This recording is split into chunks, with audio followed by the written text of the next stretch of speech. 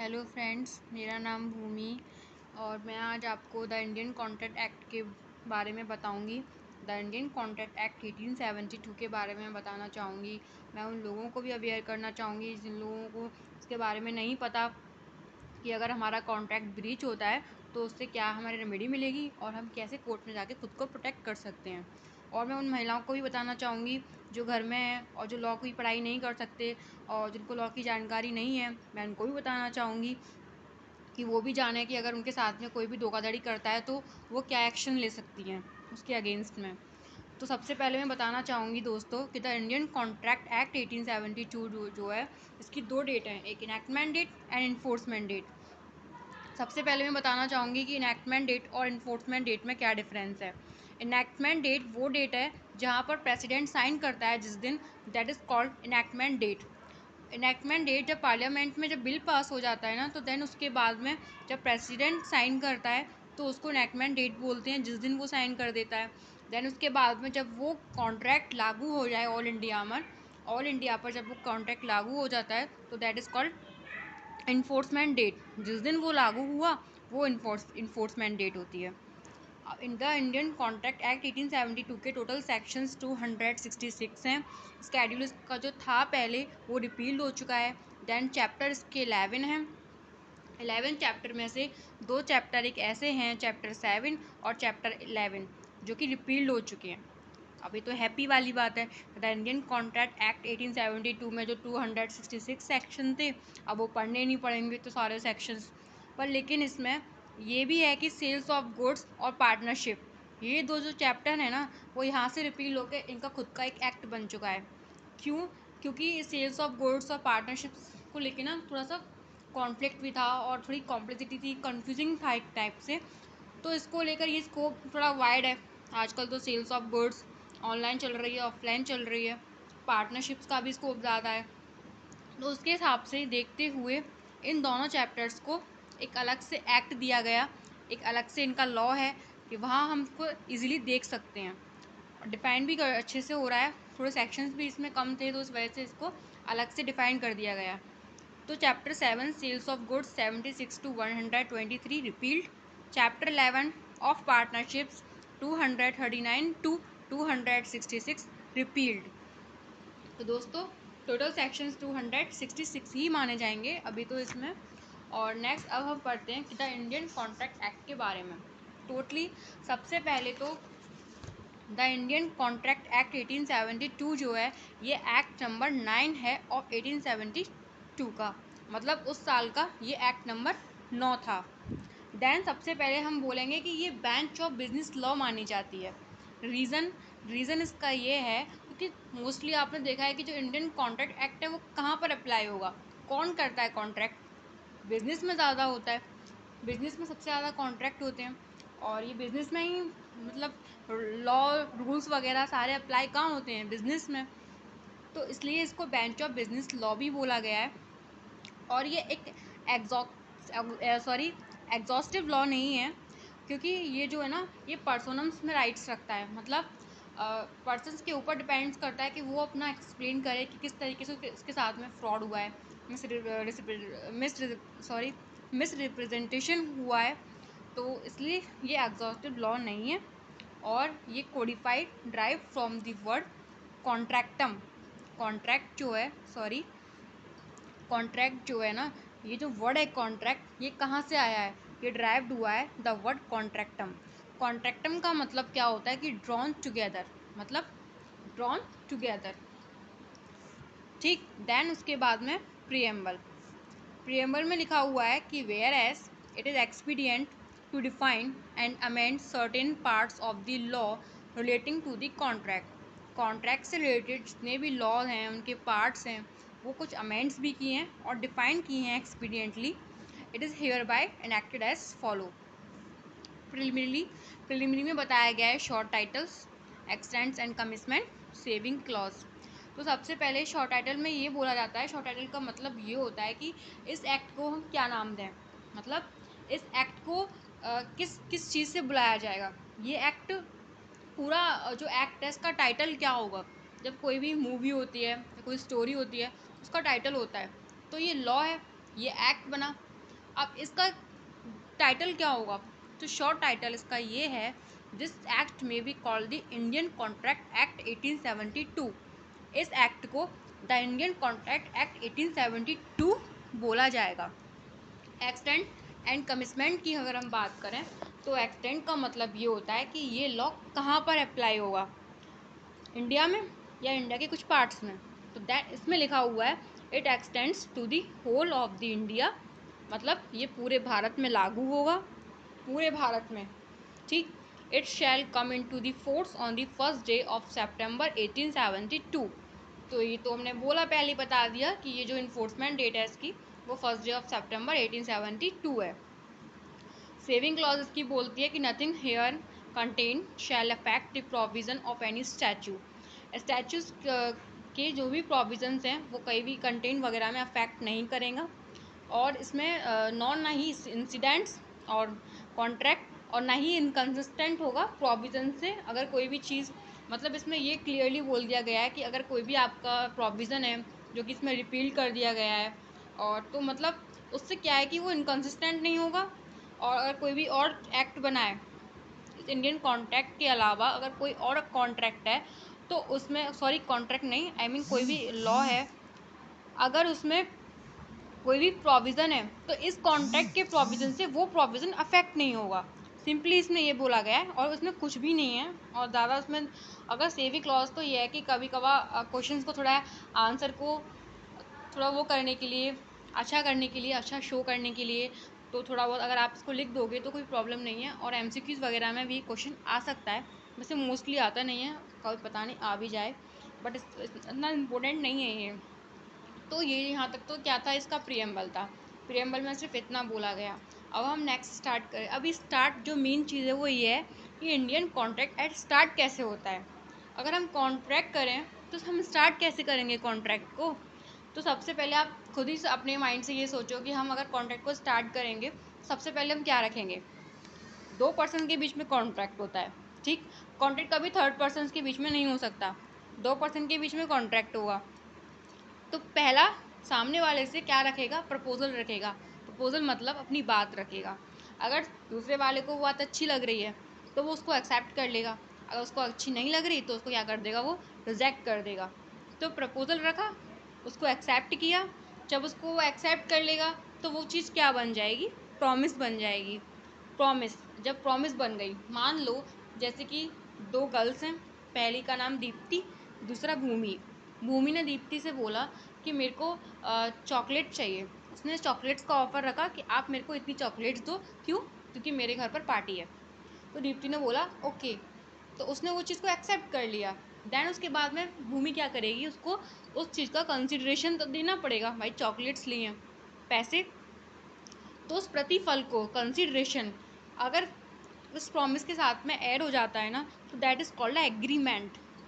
तो promise, acceptance is equals to promise बना, promise plus consideration is equals to agreement.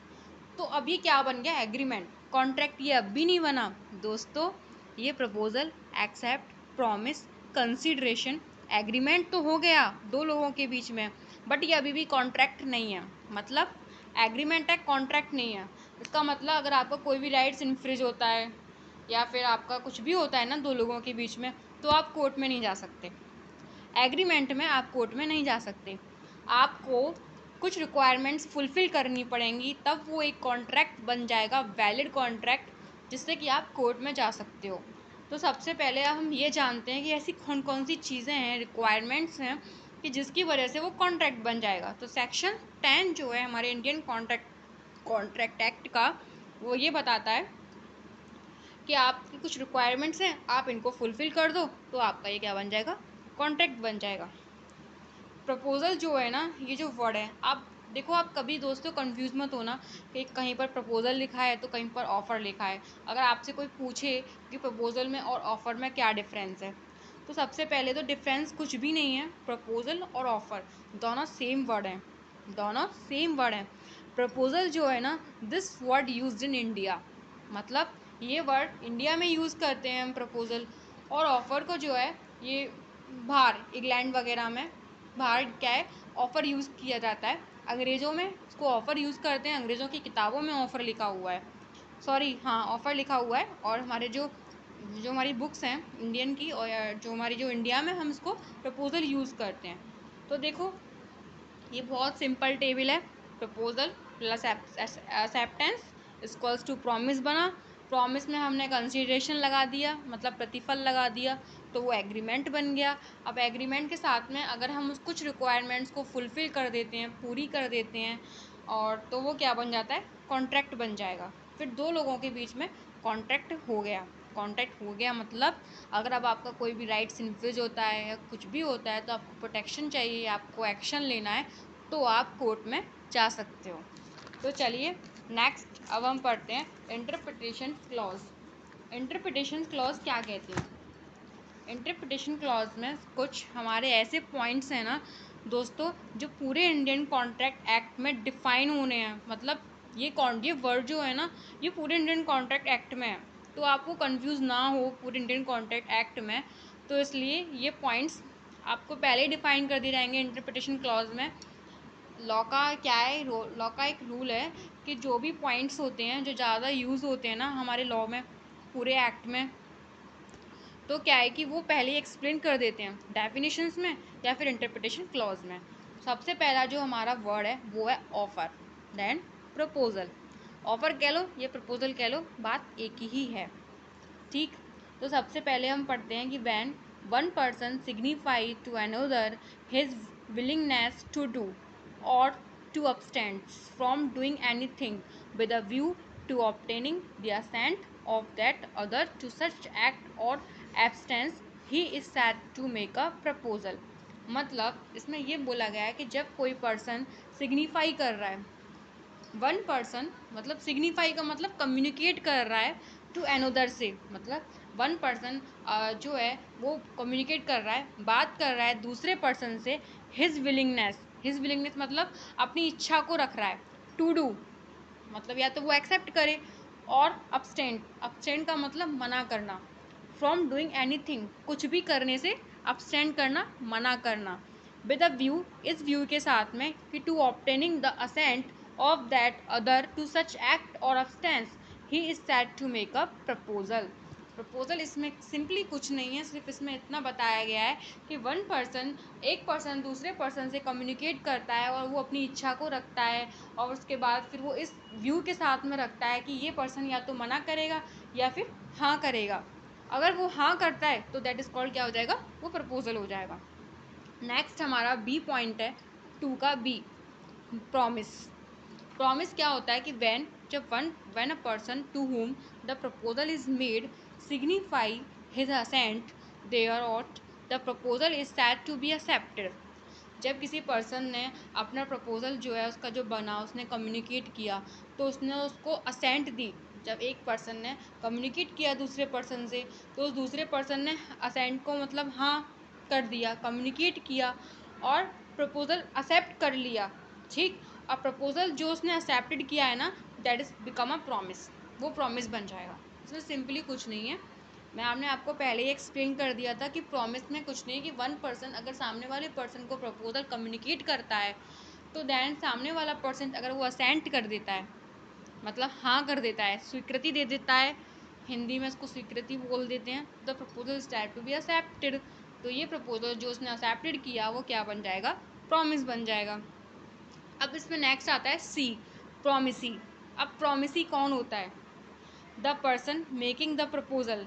वो person जिसने proposal बनाया वो प्रोमिसर है भाई, जिसने जो बनाया उसने वो कौन हो गया, प्रोमिसर हो गया। और जिस पर्सन ने उस प्रॉमिस को एक्सेप्ट किया, प्रॉमिस को नहीं प्रपोजल को सॉरी, जिस पर्सन ने प्रपोजल को एक्सेप्ट किया वो क्या हो जाएगा, प्रॉमिसी हो जाएगा, सिंपल।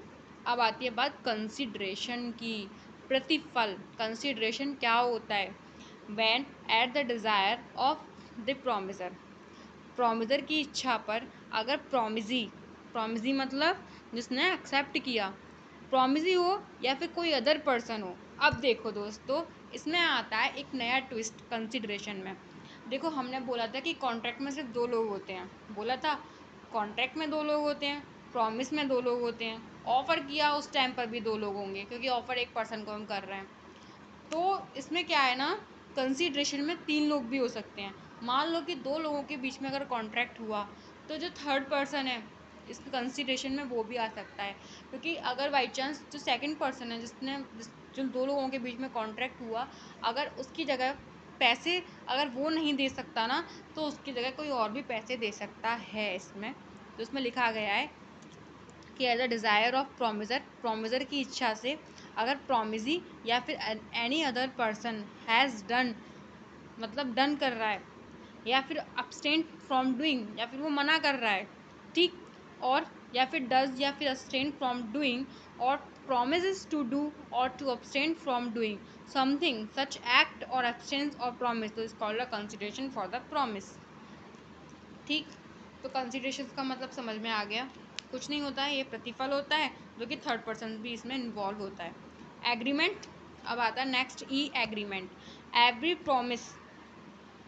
प्रॉमिस या एवरी सेट ऑफ प्रॉमिस, इसका मतलब समझो। एवरी प्रॉमिस मतलब प्रॉमिस जो भी है, and every set of promises मतलब प्रॉमिसेस को सेट करने के लिए सेट किया गया प्रॉमिस या फिर प्रॉमिस कंसीडरेशन बना, ठीक है, कंसीडरेशन बन गया किसके लिए, एक दूसरे के बीच में, तो इज एग्रीमेंट। प्रॉमिस के बाद कंसीडरेशन बना तो वो क्या हो जाएगा, एग्रीमेंट हो जाएगा। अब नेक्स्ट आता है रेसिप्रोकल प्रॉमिस। रेसिप्रोकल प्रॉमिस क्या होता है, promise which form the consideration, promise जो होता है ना वो एक कंसीडरेशंस की फॉर्म में या फिर कंसीडरेशंस का पार्ट है फॉर ईच अदर, एक दूसरे के लिए, तो वो क्या हो जाएगा, रेसिप्रोकल प्रॉमिसेस हो जाएगा। मतलब आप ये देखिए, रेसिप्रोकल प्रॉमिस का मतलब ये होता है कि 2 पर्सन्स के बीच में बात हुई, ठीक, तो एक फर्स्ट वाले ने बोला सेकंड वाले से कि मेरे को इतने पैसे में चाहिए, मेरे को 50 रुपये में चाहिए, तो दूसरे वाले ने बोला कि 50 रुपये में, 50 रुपये तो बहुत ज़्यादा हैं, थोड़े कम करो। तो उसने बोला कितने, तो उसने बोला 40 रुपये में दूंगा मैं। तो उसने बोला चलो ठीक है। तो जो 50 रुपये उसने पहले रखे थे उसको रिजेक्ट किया, दूसरे वाले ने बोला कि 40 रुपये में दूंगा मैं, तो जो 40 रुपये में दिया ना वो उसकी तरफ से हुआ ना हुआ, that is called a reciprocal promise. तो उसको क्या बोला जाता है, रेसिप्रोकल प्रॉमिस बोला जाता है। अब आता है वॉइड एग्रीमेंट क्या होता है। सबसे पहले वॉइड का मतलब होता है इल्लीगल, गैर कानून, ठीक, तो वॉइड एग्रीमेंट का मतलब होता है कोई भी एग्रीमेंट जो कि not enforceable by the law is said to be a void. इसका मतलब ये है, ऐसा आपने कोई एग्रीमेंट किया जो बाय द लॉ मतलब लॉ की नज़रों में, लॉ के हिसाब से वो इन्फोर्सेबल नहीं है, वो हमारे बुक्स गैर कानून है, दैट इज़ कॉल्ड क्या हो जाएगा, वो वॉइड हो जाएगा। लॉ ने उस चीज़ को इन्फोर्सेबल नहीं किया, उस चीज़ को उसको अनुमति नहीं दी एग्रीमेंट को, और आप उस चीज़ को कर रहे हो, that is called a void agreement. Then फिर आता है कॉन्ट्रैक्ट। कॉन्ट्रैक्ट के बारे में हम क्या बोलें कि agreement enforceable by the law is a contract. अगर कोई भी एग्रीमेंट जो इन्फोर्सेबल है बाय द लॉ से, that is called a contract. कोई भी एग्रीमेंट जो आपने बनाया, ठीक, तो उस एग्रीमेंट में इन्फोर्सेबल बाय द लॉ का मतलब जो लॉ के हिसाब से जो रिक्वायरमेंट्स हैं अगर आपने वो फुलफ़िल कर दी तो आपका जो एग्रीमेंट है वो क्या हो जाएगा, कॉन्ट्रैक्ट हो जाएगा। कॉन्ट्रैक्ट का मतलब फिर आप कोर्ट में जा सकते हो, अब अपना राइट्स मांग सकते हो, आप प्रोटेक्ट के लिए भी बोल सकते हो कि हमें एक्शन ले सकते हो अगेंस्ट उस पर्सन के, उस पर्सन ने आपके साथ में फ्रॉड किया है। अब देन आता है वॉइडेबल कॉन्ट्रैक्ट। देखिए, वॉइड में और वॉइडेबल में बहुत डिफरेंस है। सबसे पहले मैं आपको क्लियर कर दूं कि वॉइड और वॉइडेबल क्या होता है। वॉइड होता है इलीगल, मतलब वो इलीगल है, पूरी तरीके से वो वैलिड नहीं है, वो वॉइड है तो वॉइड ही है। लेकिन वॉइड एबल कॉन्ट्रैक्ट का मतलब, ये जो वॉइडेबल है ना, ये 2 वर्ड से बना है। वॉइड मतलब इलीगल और एबल मतलब किसी चीज़ को बनाना, ठीक है। तो वॉइडेबल मतलब उस कॉन्ट्रैक्ट को वॉइडेबल बनाना, वो कॉन्ट्रैक्ट वॉइडेबल हो सकता है। अब कब हो सकता है ये देखिए, an agreement which is enforceable by the law at the option of one or more of the parties but not at the option of other or others, the voidable contract. तो वॉइडेबल कॉन्ट्रैक्ट जो है, मानो कि अगर one party है, उसकी नज़रों में वो कॉन्ट्रैक्ट वॉइड है, तो अगर उसने ये बात साबित कर दी, उसने अपनी सिचुएशन बता दी, अपने उसने जो भी अपने उसका जो भी फैक्ट्स थे उसने वो सारे फैक्ट्स रख दिए कोर्ट के सामने, अगर वो चीज़ वॉइड है तो वो वॉइडेबल हो जाएगी। तो ये पार्टीज़ के ऊपर डिपेंड करता है, ये पार्टीज़ के ऊपर ऑप्शन है उस कॉन्ट्रैक्ट को वॉइडेबल बनाना। वॉइड का मतलब ये लॉ के अकॉर्डिंग क्या है, वॉइड है। लॉ के हिसाब से वो वॉइड है तो वो वॉइड हो गई। लेकिन कुछ चीज़ें क्या होती हैं ना, हमें एक्सप्लेन करनी पड़ती हैं। एक्सप्लेन करो, ये पार्टीज़ के ऊपर ऑप्शन है कि आप इस कॉन्ट्रैक्ट को वॉइडेबल बना दो। और वॉइडेबल कैसे, आप बताइए आपके साथ क्या हुआ, कैसे फैक्ट्स हुए, सारी चीज़ें। सीरीज का मतलब वॉइड कॉन्ट्रैक्ट होता है। जे जे है इसमें नेक्स्ट पॉइंट, लास्ट है ये। चलिए दोस्तों, टू का ये जे है, सीरीज। इसका मतलब void contract, a contract which is सीरीज to be enforceable by the law. मतलब अगर लॉ ने उस कॉन्ट्रैक्ट को वॉइड बताया है तो वॉइड है, तो when it ceases to be enforceable. ठीक, देखो इसमें यह है कि अगर एक कॉन्ट्रैक्ट था, ठीक है, मान के चलो एक कॉन्ट्रैक्ट था जो कि इनफोर्सेबल था, पहले वो इनफोर्सेबल था, लेकिन अगर ऐसा कोई लॉ आ गया कि जिसकी वजह से वो क्या हो गई, वो चीज़ वॉइड हो गई है, तो अब वो वॉइड कॉन्ट्रैक्ट ही मानी जाएगी। मतलब पहले लॉ था, वो चीज़ वैलिड थी, लेकिन अब ऐसा कोई रूल आ गया या फिर ऐसा कोई लॉ, नया कानून आ गया। अब कानून तो चेंज होते रहते हैं, ये कभी भी स्टेबल नहीं होते, एक जगह नहीं होते, ये मतलब अमेंड होते रहते हैं और रिपील्ड भी होते हैं।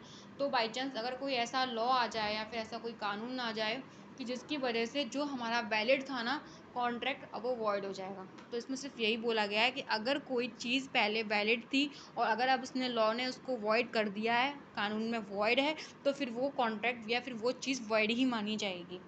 ठीक दोस्तों, आज का बस इतना ही। नेक्स्ट मिलते हैं, आगे हम कंटिन्यू करेंगे इंडियन कॉन्ट्रैक्ट एक्ट को। इंडियन कॉन्ट्रैक्ट एक्ट को मैं पूरा पढ़ाऊँगी, पूरा समझाऊँगी, और जितनी मेरी मेहनत लगेगी दोस्तों मैं उतनी मेहनत करूँगी। आई होप सो मेरी वीडियो आपको अच्छी लगी होगी। ये मेरी फ़र्स्ट वीडियो थी इंडियन कॉन्ट्रैक्ट एक्ट के ऊपर, और ये मेरा फर्स्ट एक्सप्लेन था। तो आई होप आप लोगों को अच्छा लगे, आई होप सो। तो प्लीज़ लाइक शेयर सब्सक्राइब करें मेरी वीडियो, प्लीज़ प्लीज़ प्लीज़। तो आज के लिए बस इतना ही, नेक्स्ट वीडियो में हम मिलते हैं और फिर मैं आपको आगे का बताऊंगी, प्रपोजल वगैरह के बारे में पूरा इंडियन कॉन्ट्रैक्ट एक्ट आपको मैं समझाऊंगी। ठीक है दोस्तों, बाय बाय।